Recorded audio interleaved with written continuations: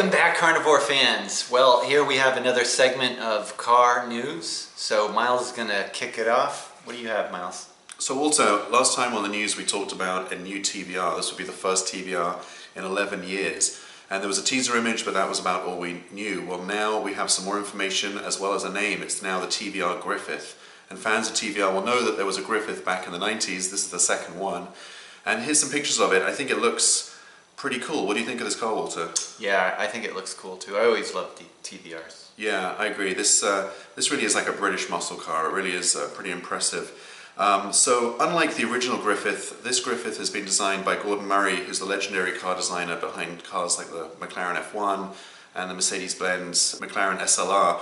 So pretty good credentials there. Under the hood there's a 5-litre Ford Mustang engine, naturally aspirated, Cosworth tuned, producing 500 horsepower, 0 to 60 in 4 seconds. A top speed, Walter, in excess of, not limited to, but in excess of 200 miles per hour, which is pretty amazing. 50-50 weight distribution, carbon fiber, aluminum, manual transmission, all the right buzzwords that you'd expect for this kind of car. It's going to start production late next year, 2018. They're only going to make about 500 of them. They're going to cost about £90,000, about $118,000. But unfortunately, they're not going to be bringing them to the US, which is a real shame. Miles, what do you think this is? I don't know. I'm going to guess maybe an Audi, or is it a BMW maybe? Good guess, but it's actually a Volvo. Oh, so wow. This is the Volvo Polestar 1. Polestar is a racing company, a Swedish racing car company, and they kind of sound like an AMG, tuning company. Right. And so they're actually going to be producing this car. It has 3 electric motors and 1 gas, so it's a hybrid, 600 horsepower, and they're estimating it's going to be over $100,000. Wow, it's a good looking car though. It definitely looks pretty interesting. Yeah, to me it looks a little bit Mustang-ish. Yeah, I see that. But yeah, I think it's a very good looking car too. So on the subject of reviving British car manufacturers from the past, some news also out from Aston Martin that they're going to be producing 2 new Lagondas by 2023. Now, if you're not familiar, a quick history lesson: Lagonda is a British luxury car maker, started in 1906. They were bought by Aston Martin in 1947.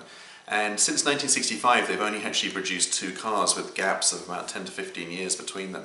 The first one was the Aston Martin Lagonda, which there was one of these in my neighborhood, Walter, when I was growing up, and I love the look of this. I just think it's so futuristic, especially for the 70s when they started building them. What did you think of this car? Yeah, I think it's stunning. I saw one in person probably like 25 years ago, and I thought it was really, really cool. Yeah. And I still think it's cool even today. I agree, it's really aged really well. And the other car they built more recently was the Lagonda Taraf, which was kind of a limited production, almost a concept car. They cost about $1 million each. I think they only sold them in the Middle East. It was kind of a weird market, but I guess it's given Aston Martin some inspiration to relaunch this brand. So they're going to be building 2 new cars. We don't know much about them. The CEO of Aston Martin, Andy Palmer, has said that they're not going to be traditional sedans. They're going after the chauffeur market that Bentley and Rolls-Royce have a stranglehold on. And he's also said they're not going to be SUVs either. So kind of interesting, kind of some interesting ideas. I'm really curious to see what we end up getting. So Miles, have you ever heard of Borgwart? Yeah, isn't that the school they go to in Harry Potter? No, it's not. It's actually a German car manufacturer that built cars between 1929 and 1961. I have never heard of it either. I want to show you this picture. It's really good. It's a really good looking car. It's interesting. It's got some styling cues. There's a little bit of like almost like a Volkswagen Beetle in the headlights. A little bit of an old Aston Martin look. Definitely, maybe like a Bristol. Definitely really interesting. That diamond on the front hood is particularly interesting. Yeah, I think there's some good looking aspects of the car, but there's also some ugly aspects. To me, it looks like a 356. Yeah. But there's just something about the car that just, like, I think that big diamond on the front is just ugly. It's weird. Yeah. How about this car? Yeah, this is also kind of a weird car design. It just looks like they've taken different parts from different automotive companies and kind of melded them together. It doesn't really look organic. Yeah, this is called the Isabella, and I don't think it's very good looking. It's got a little bit of a Carmen Ghia look, especially in the rear wheel arches. Yep. But take a look at this. Wow.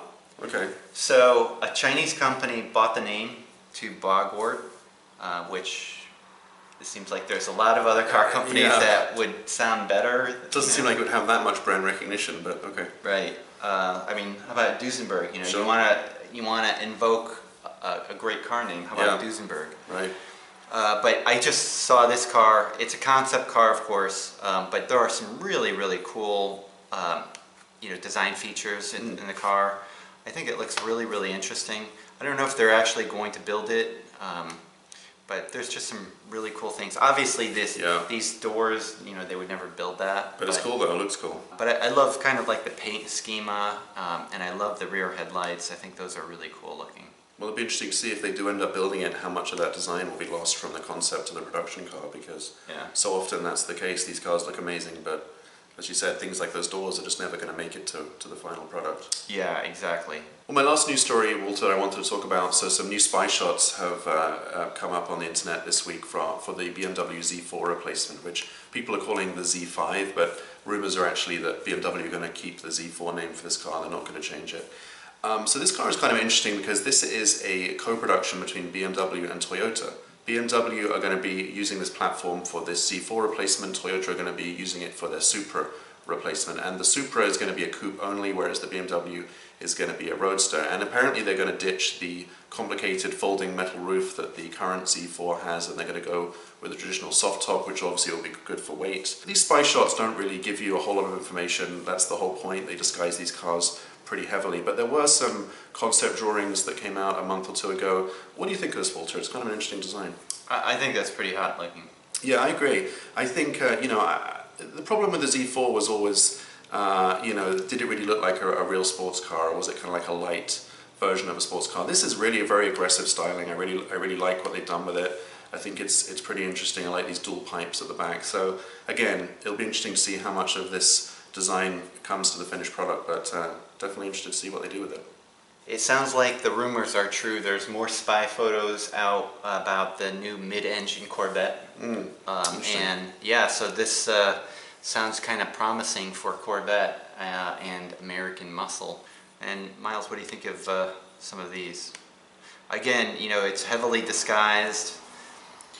Yeah, I think it looks, I mean, from what you can see, I think it looks good. I'm really excited to see a mid-engine Corvette. You know, it feels like the natural progression. If this is what the mid-engine Corvette looks like, I think it looks pretty good. Yeah. Well, very cool, Walter. So that wraps up the news for this video. If you've enjoyed it, don't forget to give us a thumbs up and subscribe to see more videos. And until next time, thanks for watching. Take care, everyone.